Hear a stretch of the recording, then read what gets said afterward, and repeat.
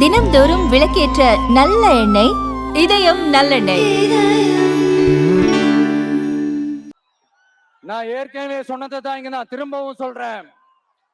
ஒண்ணு, இந்த பாசிச பாஜக அரசோட எப்பவுமே நாங்க ஒத்து போக மாட்டோம். ஒண்ணு.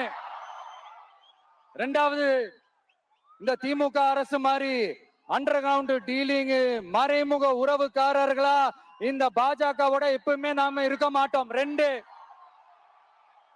மூணாவது, மூச்சுக்கு 300 தடவை அம்மா அம்மா அம்மான்னு சொல்லிக்கிட்டு